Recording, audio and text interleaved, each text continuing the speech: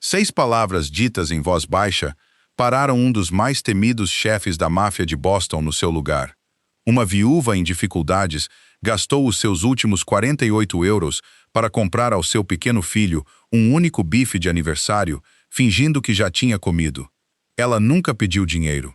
Ela nunca implorou por ajuda. Ela só queria ver o seu filho sorrir no seu 8º aniversário. Observando do outro lado do restaurante, Vincent Duca viu de repente não um estranho, mas o reflexo da sua própria infância e da mãe que uma vez sussurrou a mesma mentira. O que começou como uma refeição de aniversário esquecida, tornou-se rapidamente numa promessa que mudou a sua vida, provando que, por vezes, o maior milagre não chega com riqueza ou poder. Começa com o sacrifício de uma mãe, o coração grato de uma criança e uma pessoa que escolhe a compaixão em vez da indiferença. A neve caía sobre Boston desde o amanhecer, suavizando os telhados, os passeios e as cercas de ferro negro sob um céu pálido de inverno. Dentro de um pequeno quarto alugado, em cima de uma lavandaria antiga em East Boston, Grace Carter sentou-se a uma pequena mesa sob uma lâmpada amarela a piscar e contou o dinheiro na sua carteira pela 3ª vez. 48 euros. Era tudo o que restava depois de pagar a renda semanal, comprar os medicamentos para a asma de Ethan e reservar 2 bilhetes de autocarro para a manhã seguinte. Grace tinha 30 anos, pele clara, olhos castanhos quentes e um espesso cabelo castanho avermelhado que ela costumava prender num coque solto na nuca. O seu corpo cheio e arredondado tinha uma vez levado os clientes da sua padaria a descrevê-la como reconfortante, o tipo de mulher que parecia trazer calor para uma sala antes mesmo de falar. 2 anos de viuvez, contas por pagar e humilhação silenciosa não lhe tiraram esse calor, mas ensinaram-na a esconder o medo por trás de um sorriso firme. Do outro lado da sala, Ethan Carter atava cuidadosamente os atacadores dos únicos sapatos polidos que possuía. Ele tinha completado 8 anos naquela manhã, embora não houvesse balões, presentes embrulhados ou decorações coloridas à espera ao lado da sua cama. Ethan era um rapaz esguio, de cabelo castanho macio, bochechas pálidas e olhos cinzentos sérios que muitas vezes o faziam parecer mais velho do que era. Desde a morte do seu pai num acidente de construção há 2 anos, ele tinha aprendido a não pedir brinquedos nas montras das lojas, nem a reclamar quando o jantar era torradas e sopa enlatada. Ele tinha visto a sua mãe vender o seu anel de casamento, fechar a pequena padaria que tinha construído com o seu pai e fazer turnos de limpeza temporários em edifícios de escritórios onde ninguém se lembrava do seu nome. Durante todo o ano, Ethan não tinha pedido nada. Naquela manhã, no entanto, ele ficou ao lado da cama de Grace, juntou as mãos nervosamente e disse: "Mãe, podemos comer num sítio agradável hoje? Só desta vez, porque é o meu aniversário." Grace quase disse que não. A recusa subiu-lhe automaticamente à garganta, moldada por avisos de despejo, contas de eletricidade atrasadas e o conhecimento de que 48 euros podiam comprar vários dias de mercearia se ela fosse cuidadosa. Então, ela olhou para o rosto esperançoso de Ethan e lembrou-se de quão pouca infância ele se tinha permitido desde que perdeu o pai. Ele não tinha pedido uma festa ou um presente. Ele só queria sentar-se num restaurante real e comer uma refeição de aniversário que não viesse de uma lata amolgada ou de um congelador de saldos. Grace passou 1 hora a procurar anúncios de jornais e sites de bibliotecas públicas até encontrar uma promoção de almoço em dias de semana no Bellini, uma elegante churrascaria italiana no hotel de 5 estrelas Duca. A refeição de bife para crianças tinha um desconto e qualquer criança a celebrar um aniversário recebia um pequeno bolo de chocolate gratuitamente. Grace calculou o imposto, a taxa de serviço e o bilhete de autocarro 2 vezes antes de decidir que eles conseguiriam, embora só se ela não pedisse nada para si mesma. O Hotel Duca erguia-se sobre o centro de Boston como um palácio de vidro e calcário, com a sua entrada ladeada por colunas altas e candeeiros de latão a brilhar contra a neve. Grace quase se virou quando viu os carros polidos a parar sob o toldo e o porteiro em casacos verde escuro a dar as boas-vindas aos hóspedes pelo nome. O seu vestido cinzento era limpo, mas de há vários anos, e os punhos do casaco azul marinho de Ethan tinham ficado ligeiramente curtos para os seus braços em crescimento. No entanto, quando Ethan olhou para as luzes de cristal no interior do lobby, com o espanto a espalhar-se pelo seu rosto, Grace forçou os ombros para trás e atravessou as portas giratórias. O Bellini ocupava o segundo andar do hotel, com vista para o jardim público congelado através de enormes janelas arqueadas. Uma jovem recepcionista chamada Claire, uma mulher esguia com cabelo ruivo, sardas e um comportamento eficiente mas gentil, notou o distintivo de aniversário de Ethan e sorriu sem olhar para a mala gasta de Grace. Ela levou-os a uma pequena mesa perto das janelas e colocou um menu à frente de cada um deles. Grace não abriu o dela. Ela já tinha memorizado a promoção, incluindo o preço exato, e tinha medo que ver os outros pratos fizesse Ethan sentir-se culpado por escolher o bife. Quando o empregado de mesa chegou, Grace pediu um bife para a criança com puré de batatas e legumes. O empregado de mesa, um homem corpulento de 50 anos chamado Daniel, tinha cabelo prateado, um bigode bem aparado e a cortesia praticada de alguém que servia hóspedes ricos há décadas sem se impressionar com eles. Ele olhou para o segundo menu intocado, mas não perguntou nada. "E um copo de água para mim, por favor." Ethan baixou os olhos, e Grace soube que ele compreendeu imediatamente, mas ele não disse nada. Ela estendeu a mão sobre a mesa e apertou-lhe a mão debaixo da toalha branca. "Eu comi durante o meu turno de limpeza", disse-lhe ela com leveza. "Ainda estou cheia." A refeição chegou numa travessa de porcelana quente, o bife a brilhar sob uma pequena colher de manteiga de ervas. Ethan olhou para ele como se fosse algo precioso demais para tocar. Grace pegou na faca e cortou a carne em pedaços uniformes e cuidadosos, tornando cada um pequeno o suficiente para que a refeição parecesse durar mais tempo. Ela empurrou a travessa inteira para o filho e observou-o a dar a primeira dentada. Os seus olhos arregalaram-se, mas em vez de sorrir, olhou para o lugar vazio dela à mesa. "Mãe, não vais comer?" perguntou ele baixinho.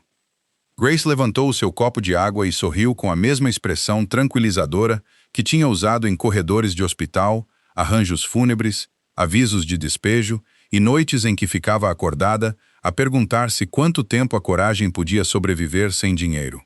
"Eu já comi no trabalho", respondeu ela. Era uma mentira que ela tinha repetido centenas de vezes, muitas vezes enquanto o seu próprio estômago se apertava debaixo da mesa.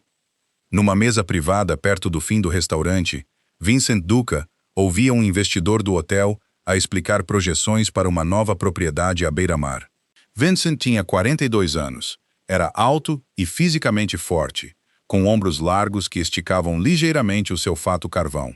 O seu cabelo preto estava penteado para trás, afastado de um rosto agudamente definido, e um vestígio de barba escura cobria a sua mandíbula quadrada, dando-lhe uma aparência severa, mesmo quando estava em silêncio. 3 anos antes, a sua mulher tinha morrido após uma longa batalha contra o cancro, e a perda tinha despojado o pouco que paciência ele possuía para conversas superficiais. Ele agora falava com a maioria das pessoas com precisão calma, raramente levantava a voz e confiava mais nas ações do que nas promessas. Sob a sua direção, a família Duca tinha transformado a sua antiga rede criminosa num império legítimo de empresas de transporte, hotéis e restaurantes. Mas Boston ainda sussurrava o seu nome com uma mistura de respeito e medo. Vincent não tinha a intenção de ouvir a mulher e a criança. Ele apenas olhou para cima quando Daniel levou o bife para crianças para passar pela sua mesa, e algo no prato vazio da mãe chamou-lhe a atenção. Ele observou Grace a cortar a carne e a empurrar cada pedaço para Ethan. Então, ouviu o rapaz perguntar por que é que ela não estava a comer e ouviu-a responder que já tinha comido no trabalho. O garfo de Vincent parou a meio caminho da sua boca. Por um momento, os talheres polidos do Bellini, a música de piano abafada e a conversa de negócios baixa desapareceram. Ele tinha 6 anos novamente, sentado num apartamento frio em South Boston, enquanto a sua mãe colocava o último pedaço de pão à sua frente. Ela tinha sido uma mulher pequena, com olhos verdes cansados e mãos calejadas pelo trabalho na fábrica. Sempre que ele perguntava por que é que ela não estava a comer, ela sorria sempre e dizia: "Não estou com fome." A memória atingiu-o com tal força que o investidor parou de falar. Vincent colocou o garfo ao lado do prato e continuou a observar Grace, mas não chamou o empregado de mesa, nem pediu comida para ela. Ele sabia o que era ser pobre e também sabia a diferença entre bondade e humilhação. Uma refeição grátis, servida à frente do filho dela, poderia encher-lhe o estômago, mas também poderia fazê-la sentir-se como uma exposição colocada à vista para a sala de jantar dos ricos. Em vez disso, Vincent notou a forma como ela contava os pedaços restantes, como ela incentivava Ethan a comer os legumes e como ela embrulhava metade do bolo de chocolate de cortesia num guardanapo para que o rapaz o pudesse ter mais tarde.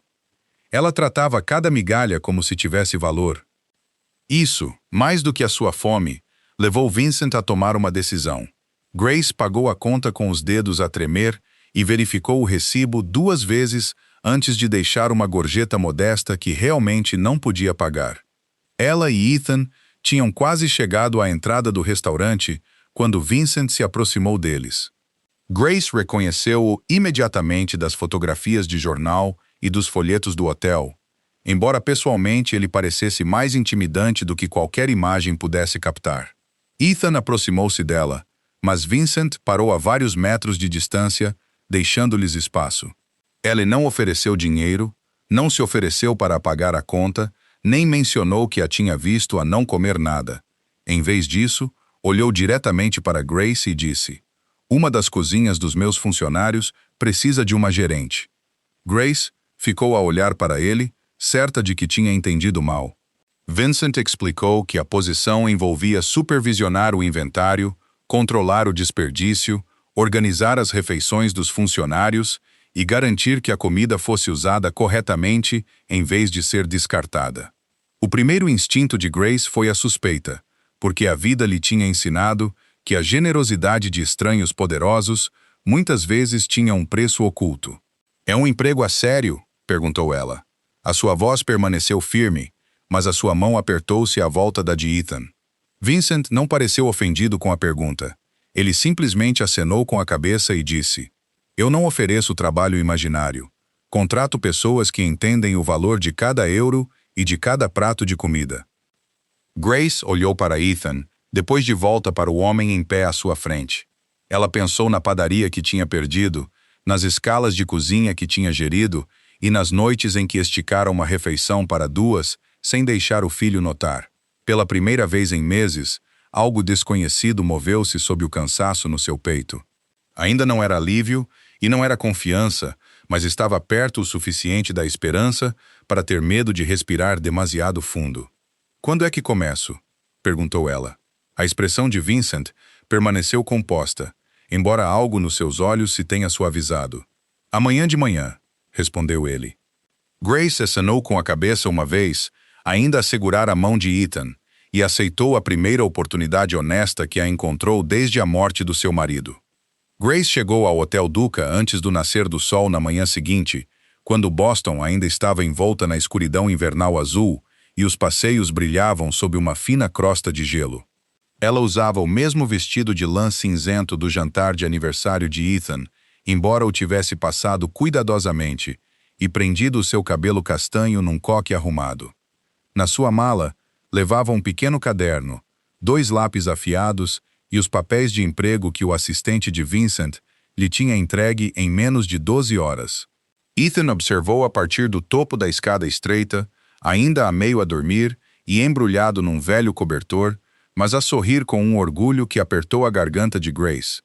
Ela tinha-lhe prometido que estaria em casa antes do jantar, embora nenhum deles ainda compreendesse o quão completamente aquele emprego poderia mudar as suas vidas. Quando ela entrou no corredor de serviço atrás do Bellini, Grace tinha empurrado seu medo para um canto silencioso da sua mente e substituído-o pela concentração prática que uma vez manteve a sua padaria viva através de nevascas, fornos avariados e meses de custos crescentes de ingredientes. A cozinha dos funcionários ocupava uma grande sala sem janelas no subsolo do hotel, ligada ao restaurante principal por 2 elevadores de serviço e um labirinto de corredores de aço inoxidável. Servia quase 300 camareiras, porteiro, recepcionistas, motoristas, pessoal de manutenção e segurança todos os dias. Mas a sala parecia mais um lugar onde a comida boa desaparecia do que uma cozinha profissional. Caixas de vegetais tinham sido empilhadas diretamente contra paredes úmidas. Sacos abertos de arroz estavam sem rótulos, e recipientes de natas a meio uso eram empurrados para trás dos mais novos até expirarem. Grace encontrou travessas de pão intocado a serem deitadas fora depois do pequeno almoço, enquanto os funcionários do turno da noite recebiam sanduíches secas porque ninguém tinha planeado para eles. O chefe de cozinha, Martin Hale, era um homem corpulento de 56 anos, com uma coroa careca, uma barba cinzenta e braços cicatrizados de anos ao lado de fornos industriais. Ele tinha um modo brusco e não gostava de mudanças impostas por pessoas que não tinham conquistado o seu respeito. Mas o cansaço, em vez da crueldade, tinha-o tornado descuidado. Após 28 anos em cozinhas de hotel, ele tinha deixado de acreditar que a gerência se importasse verdadeiramente com o que acontecia sob os pisos de mármore do lobby. Martin cruzou os braços quando Grace se apresentou como a nova gerente da cozinha. Vários cozinheiros olharam uns para os outros, claramente a perguntar-se por que é que uma mulher que parecia mais adequada a uma padaria de bairro tinha sido colocada no comando de uma das cozinhas de pessoal mais movimentadas de Boston. Grace sentiu o julgamento imediatamente, mas não se defendeu nem mencionou o envolvimento pessoal de Vincent. Em vez disso, pediu a Martin que a acompanhasse num dia comum, desde a primeira entrega até a limpeza final. Ela ouviu sem interromper, anotou todos os números que ele lhe deu e passou as próximas 4 horas a contar os suprimentos à mão. Ao meio-dia, ela descobriu que a cozinha encomendava batatas suficientes para 400 refeições, embora menos de 300 funcionários comessem lá, enquanto a sopa era rotineiramente descartada porque era preparada na hora errada para o turno da noite. Ela também descobriu que aparas caras de carne do Bellini estavam a ser deitadas fora, embora pudessem ser usadas em guisados, pastéis de carne ou molho de massa para funcionários. Quando Martin finalmente perguntou o que ela pretendia mudar, Grace fechou o seu caderno e disse: "Nada até que eu entenda por que é que isto se tornou assim." Essa resposta conquistou-lhe a sua primeira medida de respeito. Durante a semana seguinte, Grace reorganizou a despensa de acordo com as datas de validade, colocou rótulos claros em todos os recipientes abertos e introduziu um simples sistema: primeiro a entrar, primeiro a sair, que até o cozinheiro mais ocupado podia seguir sem parar para ler um manual. Ela organizou o pão do pequeno almoço que permanecia fresco para ser transformado em crouton, pudim de pão ou recheio em vez de ser descartado. Pontas de vegetais tornaram-se caldo. Fruta madura tornou-se a fonte de aveia e frango assado não utilizado foi cuidadosamente arrefecido e transformado na sopa do dia seguinte. Ela separou o horário do almoço em períodos de serviço mais curtos, para que a comida não ficasse mais sob lâmpadas de calor até se tornar incomestível. Para o pessoal da noite, ela criou caixas de refeição isoladas, com porções adequadas, em vez do que restasse depois do turno da noite. Nenhuma das suas ideias era glamourosa, mas em 10 dias, o desperdício da cozinha tinha caído tão drasticamente que o departamento de contabilidade solicitou os números 2 vezes, convencido de que alguém os tinha introduzido incorretamente. Grace também mudou a atmosfera da sala, embora nunca a descrevesse dessa forma. Ela aprendeu os nomes dos lavadores de pratos, perguntou às camareiras quais as refeições que lhes davam energia suficiente para turnos longos e notou que os seguranças preferiam comida mais substancial depois de estarem do lado de fora no frio. Um dos mais jovens assistentes de cozinha era Luiz Ortega, um rapaz de 19 anos com cara magra, cabelo preto encaracolado, olhos castanhos perspicazes e um hábito nervoso de pedir desculpa antes que alguém o criticasse. Ele tinha abandonado a escola para sustentar as suas irmãs mais novas depois de o pai ter sido ferido, e Martin muitas vezes gritava quando Luiz se movia demasiado devagar. Grace não desculpava erros, mas mostrou-lhe como preparar vegetais eficientemente e explicou por que é que a consistência importava. Em 2 semanas, Luiz trabalhava mais depressa porque entendia o sistema em vez de temer as consequências. Martin, observando do outro lado da cozinha, começou a seguir as instruções de Grace sem argumentar e, eventualmente, começou a defender os seus métodos a qualquer um que reclamasse.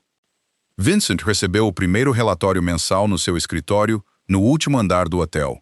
O seu escritório era espaçoso, mas severo, com paredes de madeira escura, janelas do chão ao teto e quase nenhuma decoração, além de uma fotografia emoldurada da sua falecida esposa e um pequeno relógio de latão que tinha pertencido à sua mãe.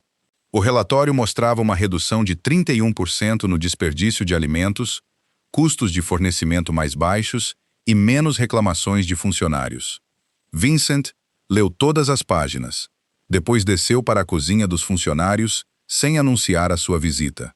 Ele ficou perto da entrada de serviço, ainda a usar o seu fato carvão, e observou Grace a coordenar o pico do almoço com autoridade calma.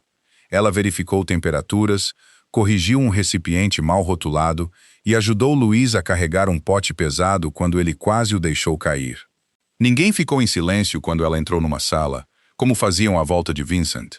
Em vez disso, as pessoas trabalhavam mais firmemente, porque Grace as tinha feito sentir que o seu trabalho importava. O que Vincent notou a seguir não tinha nada a ver com o relatório. Quando o último grupo de funcionários se sentou para as suas refeições, Grace permaneceu perto do balcão de serviço. Ela encheu novamente a travessa de vegetais, encontrou uma tigela extra para uma camareira atrasada e deu a Martin a última porção de frango depois de ele ter afirmado que tinha perdido o pequeno almoço. Só quando todos os outros tinham comido é que ela pegou num prato para si mesma.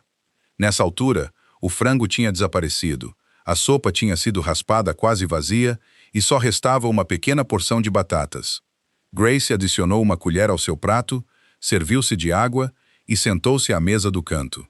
Antes de dar a primeira dentada, Luiz aproximou-se e perguntou se havia mais uma refeição para um porteiro, que acabara de chegar do cais de carga. Grace olhou para o seu prato, hesitou por menos de um segundo e entregou-o a ele. "Leva este", disse ela. "Eu comi mais cedo." Vincent sentiu a velha memória regressar com dolorosa clareza. As palavras eram diferentes apenas no seu cenário, não no seu significado. Ele observou Grace a limpar a mesa vazia e a continuar a trabalhar, enquanto a sua própria fome passava despercebida a todos, exceto a ele.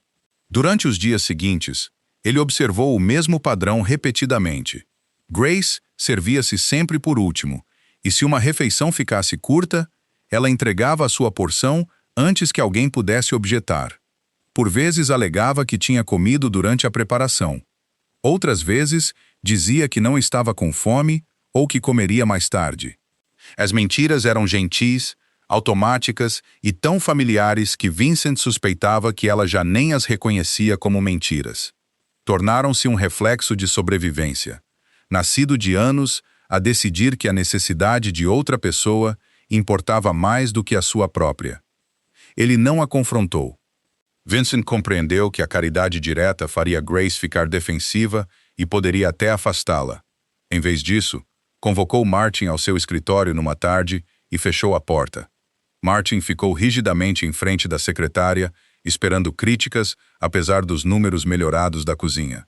Vincent afastou o último relatório de inventário e disse: "A partir de amanhã, calcule mais porções do que o número oficial exige." Martin franziu o sobrolho, confuso com uma instrução que contradizia todas as ordens de controlo de custos que Grace tinha introduzido. Vincent continuou antes que o cozinheiro pudesse objetar. Não o suficiente para criar desperdício, o suficiente para que ninguém que trabalhe naquela cozinha coma de um prato vazio. A sua voz permaneceu calma, mas a última frase carregava o peso de um comando. "Ninguém diga a Grace por quê." Martin compreendeu imediatamente. A sua expressão suavizou-se por baixo da sua barba cinzenta, embora ele sabiamente não tenha mencionado o que tinha visto. No dia seguinte, ele preparou 6 porções adicionais e descreveu-as como proteção contra chegadas tardias. 2 porções permaneceram após a azáfama, e Grace finalmente sentou-se com uma refeição completa de guisado de carne, legumes e pão quente. Ela olhou para o prato por vários segundos antes de erguer os olhos para Martin. Ele ocupou-se ao fogão com concentração exagerada, enquanto Luiz de repente se tornou fascinado por uma pilha de tabuleiros limpos. Grace sabia. O ligeiro aperto à volta da sua boca revelou que ela compreendia exatamente o que tinha acontecido e quem devia ter ordenado isso. Ela não perguntou a Vincent sobre isso quando ele visitou a cozinha naquela noite. Ele não perguntou se ela tinha comido. Os seus olhos encontraram-se brevemente através da sala de aço inoxidável, e naquela troca silenciosa, ambos reconheceram o acordo sem ameaçar a dignidade que ele foi projetado para proteger. Grace voltou-se para a folha de inventário e fingiu que as porções extra eram apenas parte do seu planeamento melhorado. Vincent aceitou a performance e não disse nada. A partir desse dia, a cozinha sempre preparou comida suficiente para todos os funcionários, incluindo a mulher que insistia em comer por último. Grace continuou a fingir que não sabia o motivo, e Vincent continuou a fingir que não tinha notado a sua gratidão. No início de fevereiro, a cozinha dos funcionários sob o Hotel Duca já não se parecia com a sala negligenciada que Grace tinha entrado pela primeira vez. As prateleiras estavam arrumadas, as entregas eram verificadas antes de serem assinadas, e cada travessa que saía da linha de serviço tinha sido planeada com um propósito. O pessoal da noite recebia refeições quentes em vez de sobras. O departamento de contabilidade tinha deixado de questionar os custos reduzidos, e Martin Hale tinha começado a referir-se ao sistema de Grace como se o tivesse ajudado a inventar. A própria Grace também tinha mudado, embora apenas de pequenas maneiras que Ethan notou antes de qualquer outra pessoa. Ela dormia mais profundamente, ria mais vezes e já não contava cada moeda antes de comprar leite. Pela primeira vez desde a morte do seu marido, ela começara a acreditar que a estabilidade poderia ser algo que uma pessoa poderia construir em vez de meramente esperar. Essa crença terminou numa quarta-feira à tarde, quando um homem de casaco preto entrou nos escritórios administrativos do hotel, carregando uma pasta de couro com o nome Harrow Financial Recovery. O seu nome era Leonard Voss, um homem alto e magro de 40 e poucos anos, com pele pálida, cabelo loiro cuidadosamente partido e uma boca que parecia permanentemente moldada pela desaprovação. Ele usava óculos sem aros e falava com a paciência controlada de alguém habituado a fazer ameaças soar como um procedimento de rotina. Leonard tinha passado a maior parte da sua carreira a cobrar dívidas compradas por uma fração do seu valor, e anos a lidar com famílias assustadas tornaram-no friamente eficiente. Ele não levantava a voz porque tinha aprendido que documentos, prazos e selos oficiais muitas vezes assustavam as pessoas mais eficazmente do que a raiva.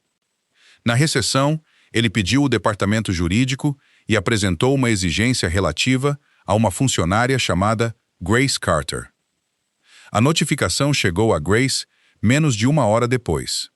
Ela estava a rever uma fatura de produtos hortícolas quando uma jovem coordenadora de recursos humanos lhe pediu para subir. A coordenadora, Naomi Reed, era uma mulher negra pequena de 27 anos, com cabelo bem trançado, olhos escuros alertas e um hábito de falar suavemente mesmo ao entregar notícias difíceis. Ela tinha crescido a ver os seus pais perderem a casa durante uma crise financeira, o que a tornava invulgarmente cuidadosa com funcionários que enfrentavam problemas legais. Naomi fechou a porta do escritório antes de colocar os documentos na secretária. Os papéis afirmavam que o falecido marido de Grace, Thomas Carter, tinha deixado uma dívida médica e comercial privada, agora controlada pela Harrow Financial Recovery. De acordo com a exigência, o Duca Group era obrigado a entregar quase todos os salários de Grace até que o saldo, juros e custos de cobrança tivessem sido pagos. Grace leu o valor 2 vezes antes de os números se fixarem em significado. A dívida original tinha sido inferior a 20 mil euros, emprestada durante os últimos meses de Thomas após o seu acidente, quando os atrasos do seguro os tinham deixado a pagar contas hospitalares com cartões de crédito e empréstimos desesperados. O saldo listado agora era mais de 3 vezes esse montante. Tinham sido adicionadas taxas a taxas, e a taxa de juro era tão alta que mesmo anos de pagamentos poderiam nunca a apagar. Grace lembrava-se de assinar formulários ao lado da cama de hospital do seu marido enquanto as máquinas respiravam e batiam à volta deles. Lembrava-se de lhe terem dito que certos papéis eram apenas garantias temporárias até que o acordo do seguro chegasse. Thomas tinha morrido antes de o sinistro ser resolvido e Grace acreditava que as contas restantes tinham sido incorporadas na falência que levara à sua padaria. Naomi explicou que a Harrow Financial tinha ido mais longe do que pedir a apreensão salarial. Leonard Voss tinha ameaçado ações legais contra o Duca Group se a empresa continuasse a empregar Grace sem redirecionar imediatamente o seu salário. Ele alegou que o hotel a estava a ajudar a evitar o pagamento sabendo disso e poderia ser nomeado num processo civil. O argumento parecia fraco, mas estava envolto em linguagem legal suficiente para criar incerteza. Grace mal ouviu o resto, a sua atenção focada na possibilidade de a empresa que a tinha resgatado da fome poder agora sofrer por causa dela. Ela imaginou Vincent arrastado para audiências, advogados a examinar registros de folha de pagamento, jornais a imprimir o seu nome ao lado do dele e parceiros do hotel a perguntar por que é que o Duca Group tinha protegido um devedor. A vergonha ardeu mais forte do que o medo. Vincent estava numa reunião de transportes do outro lado da cidade quando a notificação chegou, pelo que Grace voltou para a cozinha sem lhe falar. Ela moveu-se durante a tarde como se nada tivesse acontecido, aprovando porções de jantar, corrigindo um erro de entrega e lembrando a Louise para rodar o estoque de laticínios. Martin notou que ela tinha lido a mesma linha de inventário 3 vezes, mas quando ele perguntou se ela estava bem, ela sorriu e disse que não tinha dormido o suficiente. No balcão de serviço, ela certificou-se de que todos os funcionários recebiam uma refeição, depois disse aos outros que tinha comido no andar de cima. Desta vez, a mentira não tinha nada a ver com a escassez de comida. O seu estômago tinha se fechado à volta do peso da decisão que já se formava dentro dela. Após o fim do último turno, Grace sentou-se sozinha no pequeno escritório ao lado da despensa e escreveu a sua demissão à mão.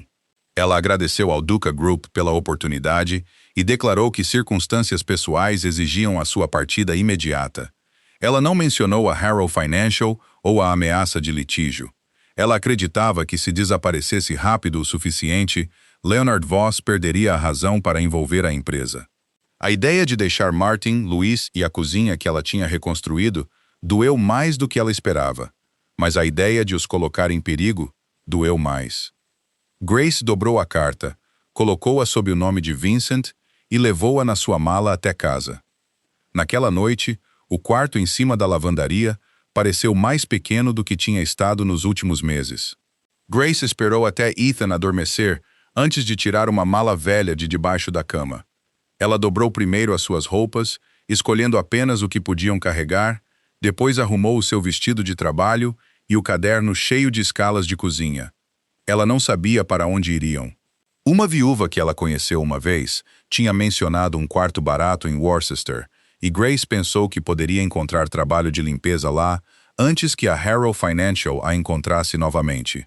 Cada item colocado na mala parecia ser mais uma peça da vida frágil que tinham construído a ser desmantelada. Ela moveu-se silenciosamente, mas Ethan acordou quando ouviu o fecho de metal fechar. Ele ficou na porta com o seu pijama de flanela, o cabelo castanho achatado de um lado e o rosto pálido de confusão. "Vamos a algum lado?" perguntou ele. Grace disse-lhe que precisavam de sair de Boston por um tempo, e quando ele perguntou se ela tinha perdido o emprego, ela disse que o hotel já não a precisava. A mentira saiu demasiado depressa.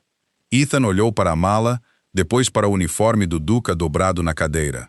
Ele tinha visto a sua mãe esconder o medo durante a maior parte da sua vida, e reconheceu os sinais que ela acreditava que ocultava: a rigidez nos seus ombros, o sorriso cuidadoso, a forma como evitava olhar diretamente para ele. Sem mais uma palavra, ele virou-se e correu escada abaixo. Grace chamou por ele, mas quando ela chegou à rua, Ethan já tinha desaparecido na neve que caía. O pânico tirou o frio do seu corpo. Ela procurou na esquina, na paragem de autocarro e no beco ao lado da lavandaria antes de perceber para onde ele tinha ido.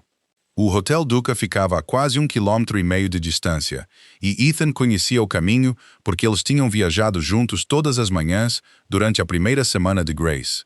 Ele correu pela noite de inverno com o casaco desabotoado, cortando por ruas secundárias e ignorando a picada da neve no seu rosto.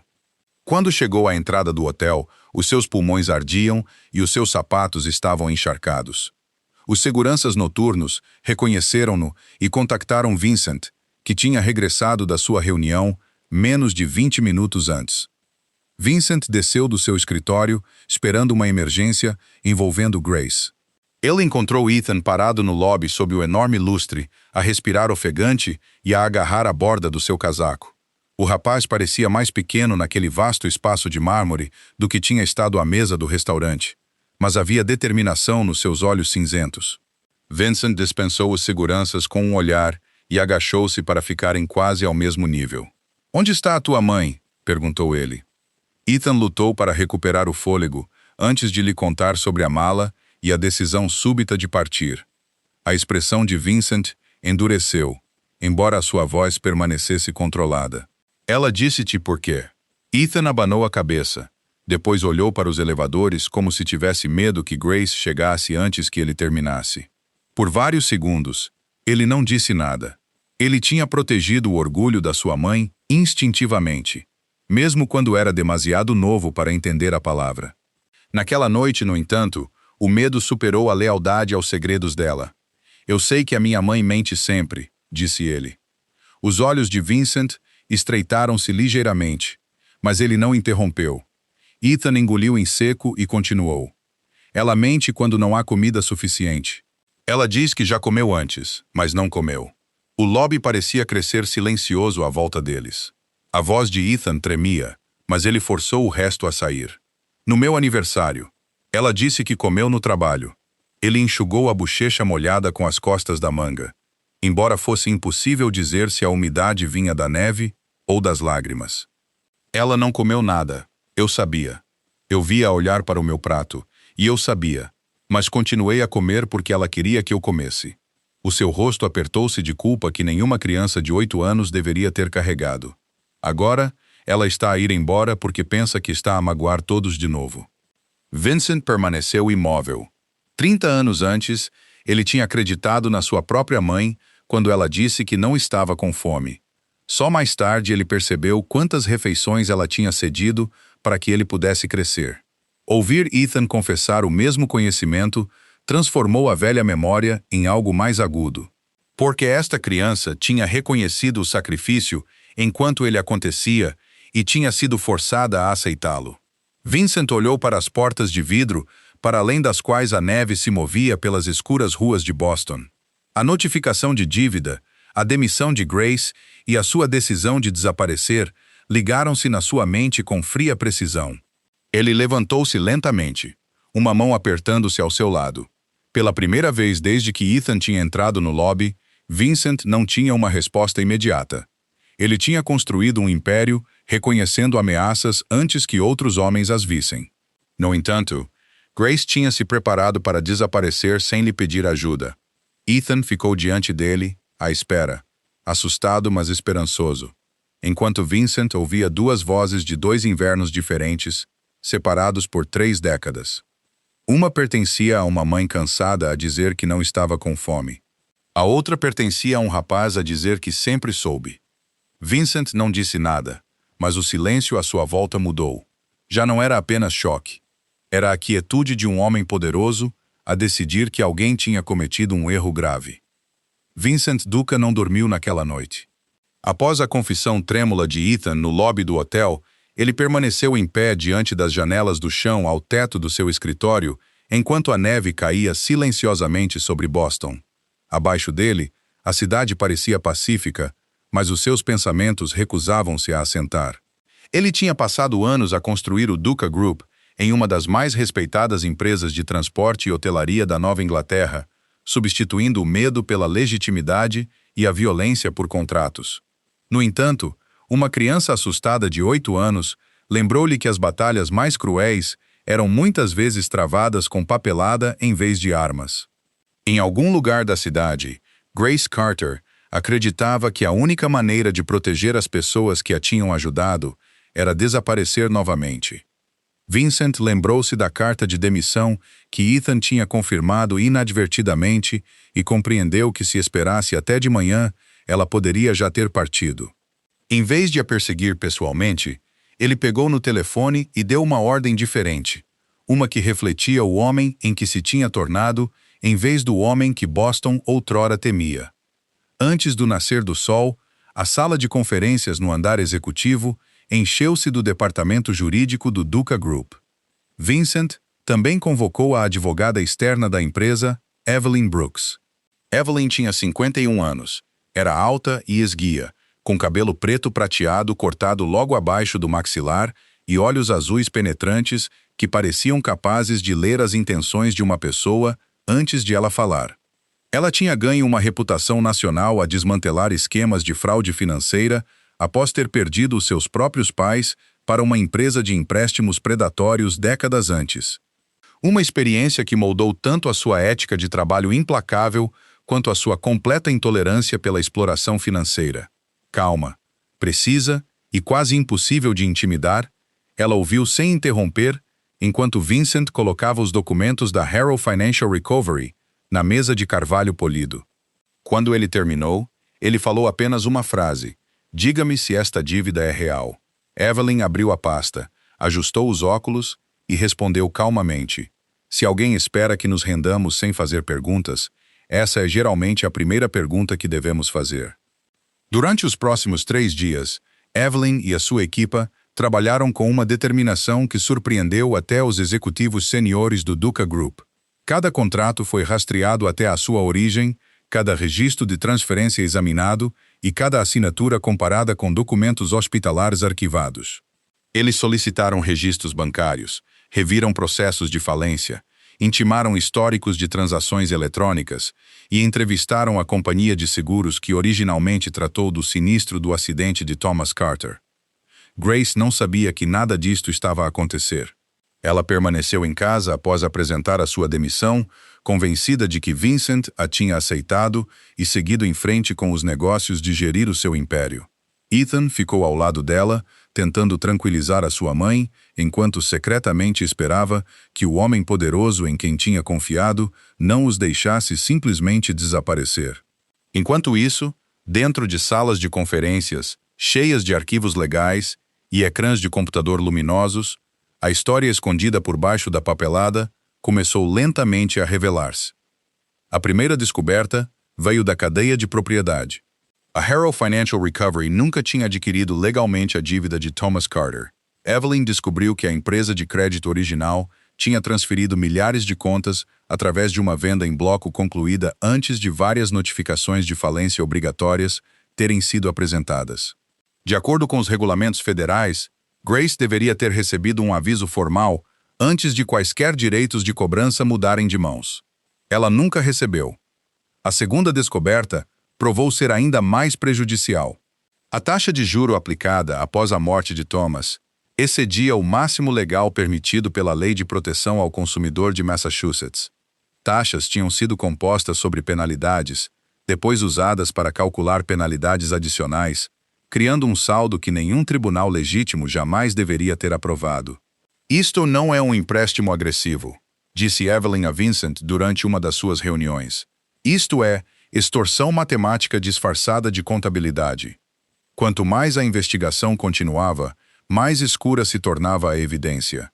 Um especialista forense em caligrafia comparou as assinaturas de Grace em documentos hospitalares com as assinaturas que apareciam em acordos de refinanciamento posteriores que supostamente estendiam o empréstimo após a morte de Thomas.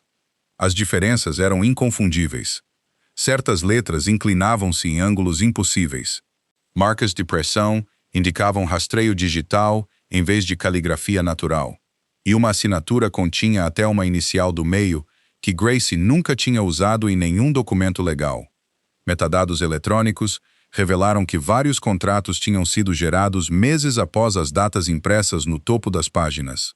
Alguém tinha fabricado papelada concebida para transformar uma viúva enlutada numa fonte permanente de lucro. Evelyn recostou-se na sua cadeira após rever o relatório final e disse calmamente: "Este caso deixou de ser sobre dívida há vários documentos atrás. Agora estamos a falar de fraude financeira organizada."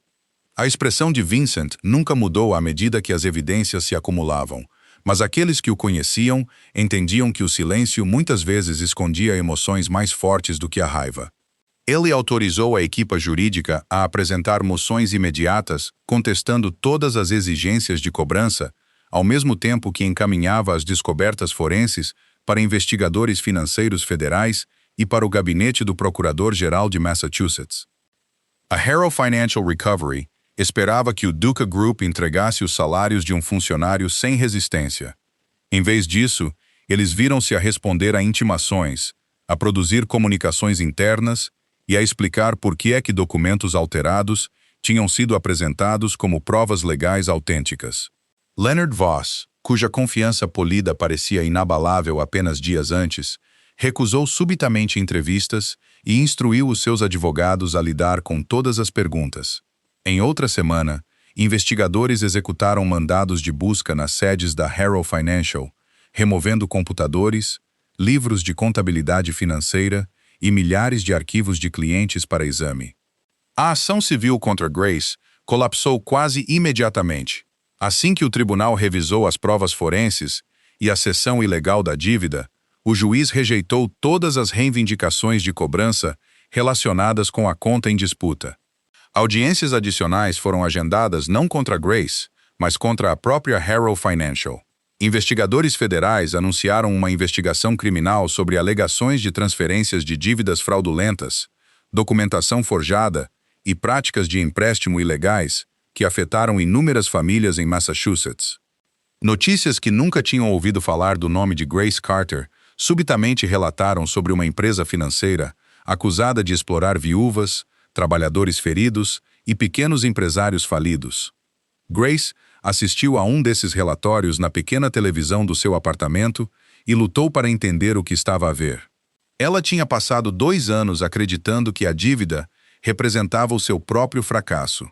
Agora, estranhos em fatos caros descreviam-na como uma entre muitas vítimas. Naquela tarde, um sedã preto parou em frente à lavandaria onde Grace e Ethan viviam. Grace assumiu que outro cobrador tinha chegado até que reconheceu Vincent a descer para o passeio. Ele usava um casaco de lã escuro contra o vento de inverno, a sua postura tão composta como sempre. No entanto, não havia a autoridade distante que ele exibia durante as reuniões corporativas. Ethan chegou à porta da frente primeiro e sorriu com alívio inconfundível. Grace, no entanto, permaneceu congelada ao lado da mala arrumada que ainda repousava perto da parede. Sentiu-se envergonhada que Vincent tivesse vindo até um lugar de onde ela tinha tentado tanto esconder-se de todos no hotel. Vincent entrou no modesto apartamento, sem olhar em volta com julgamento. A sua atenção permaneceu inteiramente na mãe e no filho em pé diante dele. Grace baixou os olhos antes de falar. "Desculpa", sussurrou ela. "Eu nunca quis que os meus problemas se tornassem teus." Vincent olhou para a mala, depois para o uniforme do Duca dobrado pousado ordenadamente na cadeira. "Os teus problemas tornaram-se minha preocupação no dia em que te ofereci uma posição", respondeu ele calmamente. "Não porque me devesses alguma coisa, mas porque contratei um funcionário honesto. Funcionários honestos merecem proteção honesta." Grace tentou protestar, insistindo que deveria tê-lo contado mais cedo, mas Vincent gentilmente levantou uma mão, pedindo-lhe que o deixasse terminar. Yole explicou que a transferência da dívida tinha sido ilegal, as taxas de juro ilegais, os documentos de apoio forjados e as suas assinaturas alteradas. Cada processo judicial tinha sido rejeitado. A Harrow Financial Recovery estava agora sob investigação criminal. À medida que cada frase se instalava na sala, o rosto de Grace perdeu a expressão guardada que ela tinha carregado durante anos. Ela não chorou imediatamente porque a notícia era demasiado grande para acreditar. Ela simplesmente olhou para Vincent como se esperasse que alguém revelasse que tudo tinha sido um mal-entendido. Ethan atravessou a sala e abraçou a mãe com os 2 braços à volta da cintura. Pela primeira vez desde o funeral do seu pai, ele viu os ombros dela relaxarem lentamente em vez de se prepararem para mais um fardo. Grace finalmente cobriu o rosto com as mãos a tremer, enquanto lágrimas silenciosas escapavam pelos seus dedos. Não eram as lágrimas desesperadas que ela tinha derramado depois de fechar a sua padaria ou assinar papéis de falência.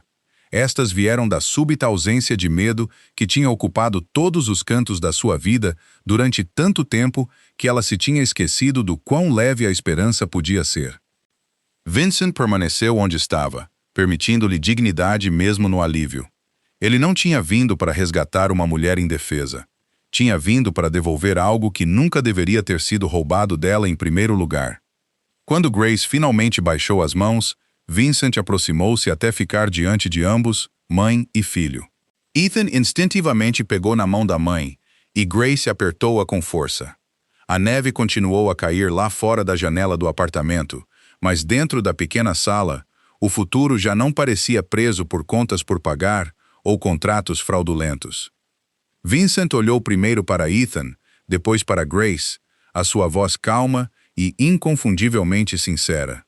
A partir de hoje, disse ele, fazendo uma pausa tempo suficiente para que ambos se encontrassem com os seus olhos. Ninguém terá permissão para tirar a refeição do teu filho outra vez. A promessa instalou-se sobre a sala com uma certeza silenciosa que não exigia mais explicações. Grace fechou os olhos por um breve momento, compreendendo que pela primeira vez desde a morte de Thomas, alguém não tinha simplesmente resolvido o seu problema. Alguém tinha escolhido ficar ao lado dela antes que ela tivesse de o enfrentar sozinha novamente. Um ano completo passou, e outro inverno de Boston chegou com uma neve silenciosa a cair sobre os telhados da cidade que outrora parecia tão implacável para Grace Carter. No entanto, tudo sob aqueles céus cinzentos familiares tinha mudado. A cozinha dos funcionários que ela tinha resgatado tornou-se o modelo operacional para todos os restaurantes do Duca Hotel Group, reduzindo o desperdício, melhorando o bem-estar dos funcionários e provando que a compaixão e a eficiência podiam fortalecer-se mutuamente em vez de competir. Grace já não era a viúva assustada, que contava 48 euros 3 vezes antes de se atrever a comprar uma refeição de aniversário ao filho. Aos 31 anos, ela ainda possuía a mesma tez clara, os olhos castanhos gentis e a figura suavemente arredondada que fazia as pessoas sentirem-se confortáveis na sua presença. Mas havia agora uma confiança tranquila na forma como ela caminhava por todas as cozinhas que supervisionava. Os funcionários cumprimentavam-na pelo nome, em vez de pelo título, porque ela nunca se esquecia dos lavadores de pratos, empregados de mesa, limpadores e cozinheiros cujo trabalho tinha construído o sucesso que todos os outros celebravam. Vincent observava estas mudanças a uma distância respeitosa, nunca reivindicando crédito pela mulher em que Grace se tinha tornado, porque ele entendia que a oportunidade podia abrir uma porta, mas apenas o caráter permitia que alguém a atravessasse. Na manhã do 9º aniversário de Ethan, Grace acreditava que estava a participar numa reunião de gestão ordinária no Bellini.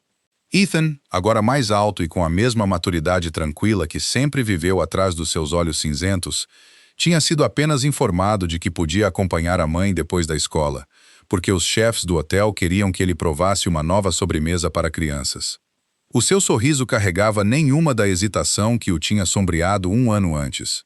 Ele tinha ganho peso saudável, ria mais facilmente e já não observava cada compra de mercearia com um silêncio ansioso. Mesmo assim, ele ainda se lembrava de cada detalhe do seu 8º aniversário, incluindo o bife único, o copo de água intocado antes da mãe e a mentira que ela contou porque o amava demasiado para o deixar sentir fome. Essas memórias não tinham desaparecido. Tinham simplesmente tornado-se parte da fundação sobre a qual memórias mais felizes poderiam finalmente ser construídas. Quando Grace abriu a sala de jantar privada no Bellini, ela parou de andar.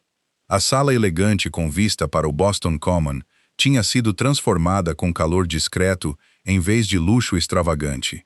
Luzes douradas refletiam-se suavemente em janelas de cristal.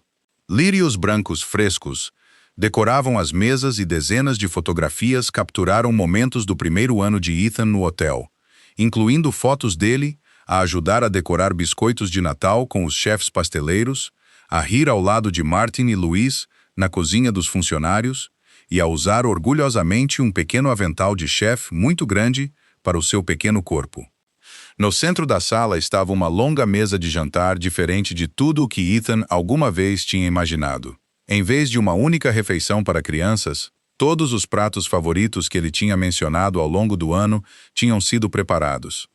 Bife perfeitamente grelhado, puré de batatas cremoso, legumes assados, pão caseiro, massa de tomate, bolo de chocolate, torta de maçã quente, fruta fresca e até os pãezinhos de canela que Grace costumava fazer antes de perder a sua padaria.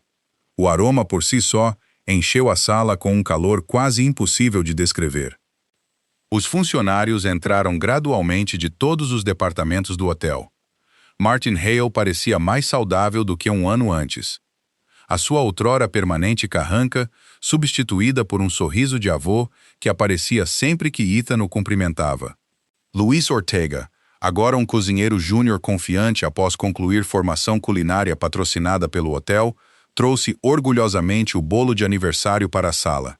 Naomi Reed chegou a trazer uma fotografia emoldurada tirada no primeiro dia oficial de Grace como gerente de cozinha, lembrando a todos o quanto tinha mudado desde então. Nenhum deles via a celebração como caridade.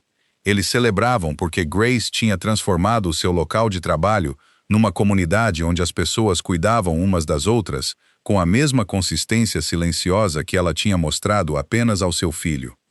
Vincent entrou por último, vestido num fato azul marinho feito à medida, sem os seguranças que geralmente o acompanhavam. A sua expressão calma permaneceu reservada, mas havia um calor inconfundível nos seus olhos enquanto observava o espanto de Ethan espalhar-se pelo seu rosto. O almoço de aniversário desenrolou-se com risos em vez de cerimônia.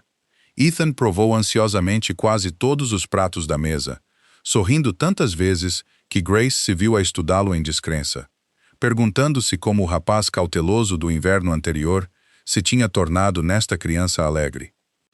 Ela notou mais alguma coisa também. Durante a refeição, Ethan incentivava repetidamente todos os outros a comerem mais antes de se servir novamente. Grace reconheceu o hábito imediatamente porque pertencia a ela. Sem se aperceber, o seu filho tinha aprendido a generosidade observando o sacrifício. Essa percepção encheu-a de orgulho e tristeza silenciosa. Ela esperava que a lição permanecesse enquanto a dificuldade que a tinha ensinado desaparecesse para sempre na memória. Quando Martin colocou o bife assinatura do Bellini à frente de Ethan, a sala ficou naturalmente mais silenciosa. Todos se lembraram da história do primeiro aniversário, embora poucos a tivessem ouvido diretamente de Grace. Ethan pegou na faca com mãos cuidadosas e cortou o primeiro pedaço exatamente como a sua mãe tinha feito no ano anterior. Grace observou com um sorriso, assumindo que ele estava simplesmente com fome depois da excitação. Em vez de levar o garfo à boca, Ethan inclinou-se gentilmente sobre a mesa e colocou o primeiro pedaço de bife no prato da sua mãe. Olhou diretamente nos olhos dela, com uma maturidade que nenhuma criança deveria ter precisado de possuir, e disse suavemente: "Mãe, tu come primeiro." Por um longo momento, Grace não conseguiu mover-se. Cada memória que ela tinha enterrado sob longos dias de trabalho e sorrisos determinados regressou de uma vez. Ela viu-se a contar 48 euros sob uma luz a piscar, fingindo que a água era suficiente para satisfazer a fome. Observando Ethan a desfrutar da única refeição de aniversário que ela podia pagar, enquanto se convencia silenciosamente de que o amor era mais forte do que um estômago vazio. Ela percebeu que Ethan tinha lembrado tudo, não com amargura, mas com gratidão. Lágrimas encheram os seus olhos antes que ela pudesse detê-las, e ela baixou a cabeça enquanto soluços silenciosos escapavam. Apesar de toda a tentativa de permanecer composta, a sala permaneceu silenciosa por respeito, em vez de desconforto, permitindo que uma mãe e um filho curassem uma ferida que nunca pertencera verdadeiramente a nenhum deles. Vincent finalmente quebrou o silêncio. A sua voz permaneceu calma, não carregando emoção teatral nem performance pública, apenas a certeza de uma promessa feita depois de testemunhar tanto sofrimento desnecessário. Olhando primeiro para Ethan e depois para Grace, ele disse: "Hoje, ninguém nesta família terá de dizer que não estou com fome outra vez." As palavras instalaram-se suavemente sobre a sala, mas o seu significado alcançou muito para além da mesa de aniversário. Grace olhou para Vincent através das lágrimas e acenou com a cabeça sem falar, porque havia momentos em que a gratidão se tornava demasiado profunda para a linguagem. Ethan sorriu, pegou noutro pedaço de bife e desta vez deu a sua própria primeira dentada, sabendo que a sua mãe estava finalmente a comer ao seu lado, em vez de fingir que já o tinha feito. Mais um ano passou, trazendo consigo um crescimento extraordinário em toda a divisão de restaurantes do Duca. Os sistemas práticos de Grace expandiram-se do Bellini para todos os restaurantes de propriedade do Duca Group em Massachusetts. O desperdício caiu drasticamente. A satisfação dos funcionários atingiu níveis recordes, e várias organizações de hospitalidade estudaram os seus métodos operacionais como exemplos de gestão ética. Reconhecendo tanto a sua liderança quanto o seu compromisso inabalável com as pessoas, Vincent promoveu Grace a CEO de todo o grupo de restaurantes Duca. Embora o título carregasse prestígio, Grace aceitou-o apenas após receber a promessa de Vincent de que ela manteria a autoridade para proteger os programas de bem-estar dos funcionários, as iniciativas de sustentabilidade alimentar e o alcance comunitário. Ela nunca se esqueceu da cozinha, onde tudo tinha começado, e continuou a almoçar lá pelo menos uma vez por semana, geralmente sentada ao lado de lavadores de pratos e jovens aprendizes em vez de executivos. A maior conquista de Grace, no entanto, nasceu não de relatórios financeiros, mas de memória. Ela estabeleceu a Fundação Birthday Table, uma iniciativa de caridade dedicada a fornecer celebrações de aniversário gratuitas, refeições completas e bolos para crianças cujas famílias não podiam pagar. O programa expandiu-se rapidamente através de todos os hotéis e restaurantes Duca, patrocinando eventualmente milhares de festas de aniversário todos os anos em New England. Grace insistiu que nenhuma candidatura exigisse que as famílias explicassem a sua dignidade através de papelada interminável. Uma criança faminta nunca deveria ter que provar que merece bondade, dizia ela frequentemente à sua equipa. E essas palavras tornaram-se o princípio orientador da fundação. Durante a cerimônia oficial de lançamento da Birthday Table Foundation, centenas de funcionários reuniram-se ao lado de dezenas de crianças e pais cujas primeiras celebrações ocorreriam naquela mesma tarde. Decorações brilhantes encheram o grande salão. Jus ecoaram sob os lustres de cristal, e longas mesas transbordaram de bolos à espera de serem partilhados. Ethan, agora de pé orgulhosamente ao lado da sua mãe, usava um fato azul escuro que Martin brincou que o fazia parecer um futuro dono de hotel. Vincent subiu ao palco. Depois levantou inesperadamente Ethan nos seus braços para que todas as crianças da sala pudessem vê-lo. Olhando para a audiência cheia de rostos esperançosos, ele falou com convicção calma, em vez de floreio dramático. Toda a gente merece uma refeição todos os dias. Os aplausos que se seguiram duraram vários minutos, mas Grace mal os ouviu. Ela olhou para as crianças a sorrir pelo salão, depois para o seu próprio filho nos braços de Vincent, e percebeu que a frase outrora dita por duas mães famintas tinha finalmente sido substituída por outra verdade, uma suficientemente poderosa para mudar inúmeras vidas. A partir desse dia, o legado da família Duca já não seria medido apenas pelo império que tinham construído, mas pelos pratos vazios que garantiram que nunca mais ficariam vazios. Por vezes, os maiores milagres de Deus não chegam com trovões ou sinais extraordinários. Por vezes, aparecem silenciosamente através da bondade de um estranho, uma mão que se recusa a deixar-nos cair, ou uma refeição partilhada com alguém que não tem nada. Grace acreditava que tinha perdido tudo, mas Deus já tinha preparado a pessoa certa para ficar ao seu lado no momento em que ela mais precisava de esperança. Vincent pensou que estava simplesmente a oferecer um emprego a alguém. No entanto, Deus estava também a curar uma velha ferida que tinha vivido no seu próprio coração desde a infância.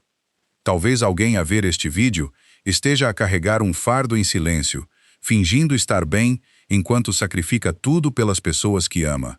Se és tu, não percas a esperança. Deus vê todos os sacrifícios não vistos, todas as lágrimas silenciosas e todos os atos de amor que mais ninguém nota. No seu tempo perfeito, ele pode abrir uma porta que nenhum ser humano poderia jamais imaginar. Se esta história tocou o teu coração, por favor, deixa um comentário e diz-nos de onde estás a assistir ou partilha um momento em que a bondade mudou a tua vida. A tua história pode tornar-se a esperança que alguém desesperadamente precisa hoje. Não te esqueças de gostar deste vídeo, subscrever o canal e partilhá-lo com a tua família e amigos para que mais pessoas possam experimentar estas histórias inspiradoras. Que Deus te abençoe, proteja a tua família, encha a tua casa de paz e que ninguém que amas tenha de ir para a cama com fome.